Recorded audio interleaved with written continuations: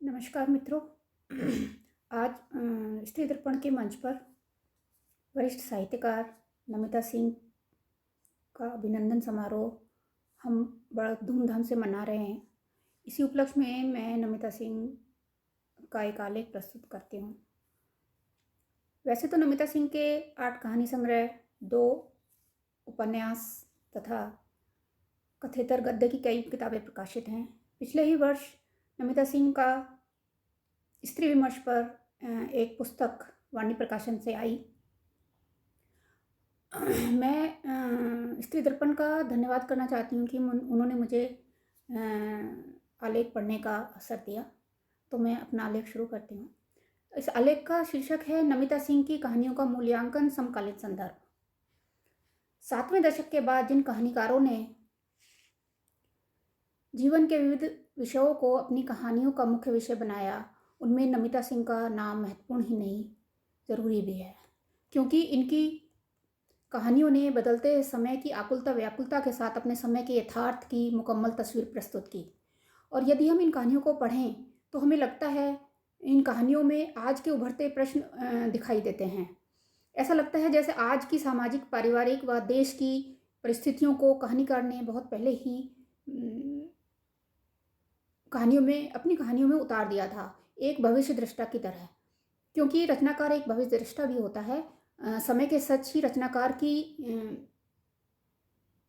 की रचनाओं का विषय बनते हैं और फिर ये कहानियां ही कालजयी कहलाती हैं, बिल्कुल प्रेमचंद की कहानियों की तरह। नमिता सिंह की कहानियों में अपने समय का सच, मानवीय जिजीविषा, पारिवारिक संघर्ष, आपसी रिश्तों का ताना बाना व मानवीय संवेदना के साथ साथ जीवन के विभिन्न रंगों को, जीवन की गति को, उनके संघर्षों, विषमताओं, असमानताओं तथा विसंगतियों के परिप्रेक्ष्य में चिन्हित किया जा सकता है।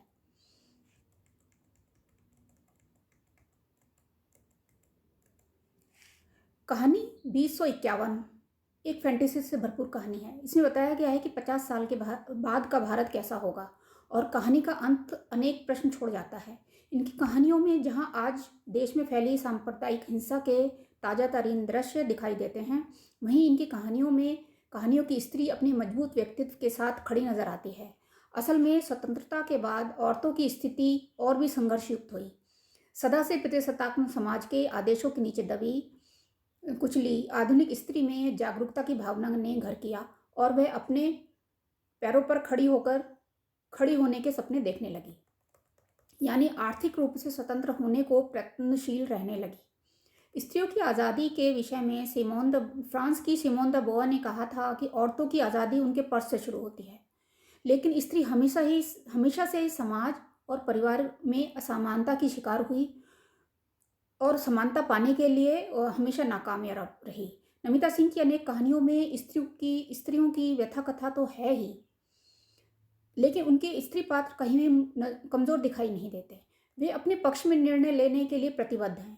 जैसे उनकी शुरुआती कहानी एक निर्णय की नायिका अपने प्रति अपने हित में कठोर निर्णय लेती है और पितृसत्तात्मक व्यवहार वाले व्यक्ति के साथ न रहने का निर्णय लेती है। इसी तरह गणित कहानी का नायक घोर स्वार्थी तथा सामंतवादी प्रकृति का मालिक है। यहाँ तक कि वह अपनी पत्नी को भी अपने स्वार्थवश घर में लाया है, लेकिन इस कहानी की नायिका का बदला हुआ रूप हमारे सामने आता है। इस कहानी का अंत इतना अप्रत्याशित है कि पाठक यह कहानी खत्म करते करते ही आज की स्त्री का नया रूप अपने सामने पाता है। कहानी के अंत में जब रामलाल रोज की तरह अपनी दिनचर्या से निवृत्त होकर लौटता है तो देखता है वह औरत उसकी पत्नी, जिसे वह अपने स्वार्थवश लाया था, हाथ में चाय का गिलास लेकर रोटी थामे उसमें डिबो कर खा रही है। यह देखते ही उसका पारा चढ़ जाता है और उससे रहा नहीं जाता। वह कह उठता है, हरामजादी, हराम का माल उड़ा रही है। लेकिन यहाँ हमें एक नई स्त्री के दर्शन होते हैं कि जब औरत ने देखा रामलाल मोटा डंडा उसकी पीठ पर जमाने के लिए खड़ा है, वह औरत नफरत से उसकी ओर देखते हुए उससे डंडा झपट लेती है और कहती है, जबान संभाल कर रहे, हराम का कुछ नहीं, सारा दिन हाड़ तोड़ती हूँ और उस पर यह सब। और वह नीचे कूदकर डंडे को झपट कर आग के हवाले कर देती है। इस तरह इस कहानी में दबी ढकी स्त्री के बरअक्स अपने अधिकारों के प्रति सचेत स्त्री खड़ी दिखाई देती है। कहानी में पुरुष की सामंतवादी प्रवृत्ति का एक बहुत ही सटीक चित्रण किया गया है। आज की सचेत स्त्री और साथ ही सामंती मानसिकता की यह एक अद्भुत कहानी है। नमिता सिंह अपनी कहानियों में समकालीन यथार्थ को प्रस्तुत करती व समसामयिक चेतना को अपनी कहानियों का विषय बनाती हैं।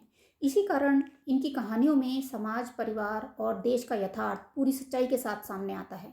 कहानियों में सामाजिक विषमता, वर्ग संघर्ष के प्रति आक्रोश के साथ साथ समाज में व्याप्त भ्रष्टाचार के चित्र आज के यथार्थ को प्रस्तुत करते हैं।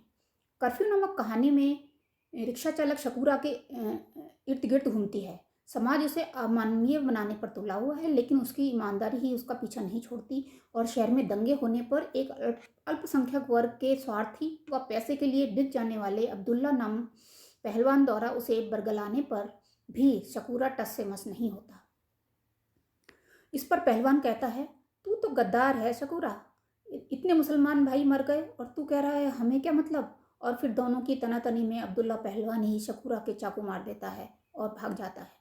पुलिस के आने से पहले ही वहाँ दंगा फैल जाता है। सांप्रदायिक दंगे किस तरह भड़काए जाते हैं, पिछले दिनों हुए अखलाक के केस से हम अभी उभर भी न पाए हैं कि उसके बाद से सिलसिलेवार सांप्रदायिक दंगे फैलाए जा रहे हैं। आज का समय भी मौन है।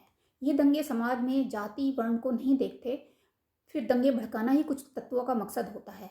असलियत कुछ और होती है, बताया कुछ और जाता है। आज मनुष्य मनुष्य का दुश्मन बना हुआ है। वर्ग वर्ण की राजनीति को हवा देकर भड़काया जाता है। घृणा की राजनीति के द्वारा राजनीतिक हित साधे जाते हैं। सांप्रदायिक घृणा व द्वेष के सटीक उदाहरण इसी तरह अनेक कहानियों में मिलते हैं। राजनीतिक चेतना और आर्थिक संबंधों में बदलाव के बिना कोई भी सामाजिक परिवर्तन संभव नहीं है। सामाजिक परिस्थितियों का वस्तुपरक विश्लेषण ही सटीक जीवन दृष्टि प्रदान करता है। यहाँ सटीक जीवन दृष्टि नमिता सिंह की चर्चित कहानियों जैसे राजा का चौक, गणित, एक पैर वाला शेर, मूषक, खुले आसमान के नीचे आदि कहानियों में आसानी से देखे जा सकते हैं। साथ ही नमिता सिंह समाज में व्याप्त असमानता, द्वेष व विसंगतियों के विश्लेषण का बहुत बारीक खाचा प्रस्तुत करती हैं। असल में नमिता सिंह की कहानियों का संसार उनके अनुभव में व्याप्त है। ये कहानियाँ महज लिखने के लिए नहीं लिखी गई हैं। इन कहानियों में उनके अपने जीवन के अनुभव मिश्रित हैं, तभी कहानियों में एक अनुभवजन्य प्रभावमयता बनी रहती है। सांप्रदायिकता, जातिवाद तथा पुरुष की सामंती प्रवृत्ति पर उनकी अनेक कहानियाँ आधारित हैं। असल में आज़ादी के समय से अस्तित्व में आई सांप्रदायिकता विभाजन के बाद से लगातार बढ़ती चली गई है और इसी कारण हिंदू मुसलमानों के बीच धार्मिक खाइयाँ और चौड़ी होती चली गई। आज़ादी के बाद से वर्ग वर्ण की राजनीति के कारण जनजीवन की असमानता में भीषण परिवर्तन आया। चाहे स्त्री पुरुष के बीच की असमानता हो या एक वर्ग की दूसरे वर्ग के प्रति असमानता, समाज के हर वर्ग वर्ण में असमानता और विद्वेष का साम्राज्य घर करता चला गया। ऐसे समय में इन कहानियों का महत्व और भी बढ़ जाता है जब हम इन कहानियों में बिल्कुल आज के परिदृश्य को पाते हैं। आज धर्म के नाम पर फैलाई जा रही दहशत ही आज का यथार्थ है और यही यथार्थ सांड नामक कहानी में जैसे का तैसा उभर कर आया है। बुंदेली एक मुस्लिम व्यक्ति है। लोगों के घर में दूध बेचता है। वह भला व्यक्ति है और झगड़े दंगों से दूर रहना चाहता है। कहानी एक कॉलोनी की है। एक मरखना सांड कॉलोनी में घुस आया है। लोग उससे परेशान हैं। 2 लोग अपनी जान भी गंवा बैठे हैं और डॉक्टर साहब के पिता की सांड द्वारा मौत का उनके पोते को बहुत दुख है और बुंदेली और रिजवान आपस में सांड को गोली मारने की बात करते हैं। लेकिन दिन गुजरते जाते हैं। अलबत्ता किसान को तो पकड़ा नहीं जा सकता। एक दिन वही सांड बुंदेला को अपने घर के सामने मरा मिलता है। वह हैरान और परेशान है। इसका इल्ज़ाम भी उसी पर आने वाला है और बुंदेला इतना परेशान हो जाता है कि गांव छोड़ने की सोचने लगता है। उसे लगता है कि सांड मरा नहीं है, वह तो और भी उसकी ज़िंदगी में भीतर तक घुस आया है। उसकी पत्नी परेशान इधर उधर घूम रही है कि अब उसके पति को पुलिस गिरफ्तार कर लेगी और यही कहानी का अंत होता है कि किस तरह धर्म के नाम पर इंसान का जीवन लघु तथा महत्वहीन होता जा रहा है। धर्म मानवता से बड़ा हो गया है। राजा का चौक कहानी संग्रह की कहानी राजा का चौक का प्रकाशन 1982 में हुआ। तब से दुनिया का नक्शा अंतर्राष्ट्रीय स्तर पर अनेक बार बदल चुका है। साथ ही सांप्रदायिकता का रूप किस तरह से उभर कर आया है कि विश्व एक जंग स्थल के रूप में तब्दील हो चुका है। इस संग्रह की कहानियाँ अपने समय में बेहद चर्चित रहीं। अपने समय के यथार्थ को प्रस्तुत करती ये कहानियाँ बिल्कुल आज का सच बयान करती हैं। सांप्रदायिकता, जातिवाद, वर्ग वर्ण की राजनीति, आपसी विद्वेष, जमीन माफियाओं का तांडव जो धीरे धीरे विश्व को खोखला कर रहा है, यही सच हमारे सामने इन कहानियों के माध्यम से आता है। कहानियों के अनेक दृश्य लगता है जैसे आज हमारे सामने से गुजर रहे हैं। नमिता सिंह ने अपनी अनेक कहानियों जैसे अंगूठी, परतें, मम्मी, बसंती, काकी, जंगल गाथा, बदली तुम हो सादिया आदि में नारी जीवन की विषम परिस्थितियों में जीवन गुजारने तथा विसंगतियों के साथ रहते हुए भी आज की सामाजिक पारिवारिक जटिलताओं को प्रस्तुत किया है। ये कहानियाँ यह भी बताती हैं कि हमारे समाज में आज भी नारी के प्रति दृष्टिकोण में बदलाव नहीं आया है। आज भी नारी पुरुष की सामंतवादी बर्बरता को सहन करने के लिए अभिशप्त है। लेकिन नमिता सिंह की कहानियों की नायिकाएं कहीं भी किसी भी बिंदु पर पस्त नहीं होती। वे अपनी परिस्थिति से बाहर निकलने का प्रयत्न कर अपने निर्णय अपने पक्ष में लेने का साहस रखती हैं। स्त्री की इसी सोच से ही स्त्री की दशा में सुधार की संभावना है, वरना पुरुष और समाज तो हमेशा से ही स्त्री को स्त्री बनाता आया है। या देवी सर्वभूतेषु कहानी की नायिका अपने सामाजिक और पारिवारिक जीवन मूल्य स्थापित कर अपने प्रति जिजीविषा रखकर तथा संघर्ष को नई दिशा और सोच प्रदान करती है। रचनाकार के संस्कार तथा संवेदनशीलता पर रचनाकार के परिवेश का गहन प्रभाव होता है। रचनाकार के परिवेश का असर उसकी रचनाओं में भी उतर कर आता है। शायद इसीलिए साहित्य को समाज का दर्पण कहा जाता है और नमिता सिंह एक बेहद संवेदनशील लेखिका तथा प्राध्यापिका रही हैं। शायद यही कारण है कि परिवेशगत संघर्ष तथा सामाजिक सांप्रदायिकता उनकी रचनाओं के विषय बने तथा स्वयं वे एक संवेदनशील स्त्री होने के कारण ही उनके अपने संस्कार ही उनकी कहानियों के पात्रों के रूप में खड़े दिखाई देते हैं। वर्तमान की स्त्री का संघर्ष, उसकी असहाय स्थिति, संघर्षशील स्त्रियों का यथार्थपरक जीवंत चित्रण उनकी नायिकाओं के चरित्र को मजबूत करता है। तभी उनके नारी पात्र अपने हित में फैसला ले पाते हैं। नमिता सिंह के स्त्री पात्र केवल अपने समाजशास्त्री दृष्टि से ही महत्वपूर्ण नहीं है, बल्कि वे अपनी अस्मिता और संघर्ष स्वतंत्रता के मानवीय पहलुओं को अपनी दृष्टि में लेकर चलते हैं। नमिता सिंह की कहानियों में निम्न और मध्यवर्गीय समाज परिवार की अंदरूनी समस्याओं को उजागर करते हुए वर्तमान सामाजिक और पारिवारिक व्यवस्था के खोखले चित्र प्रस्तुत करते हैं। आज के युग में पैसे का महत्व तो सबसे ज़्यादा माना जा रहा है। आज पैसा ही पारिवारिक और सामाजिक राजनीतिक जीवन को संचालित कर रहा है, अतः उच्चतर जीवन मूल्यों के शरण में पैसे का योगदान सबसे ज़्यादा है। राजा का चौक, एक पैर वाला शेर, अंगूठी, एक बेताल कथा और आदि कहानियों में इस व्यवस्था को आसानी से चिन्हित किया जा सकता है।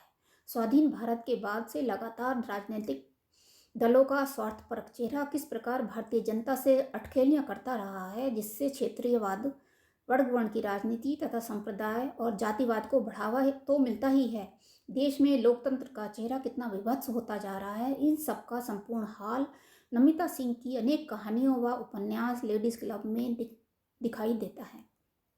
इसी सांप्रदायिकता के कारण आम जनता का रहन सहन दुर्भर होता जा रहा है। नमिता सिंह अपनी कहानियों व उपन्यासों में इसी सांप्रदायिकता के चेहरे का नकाब हटाती हैं।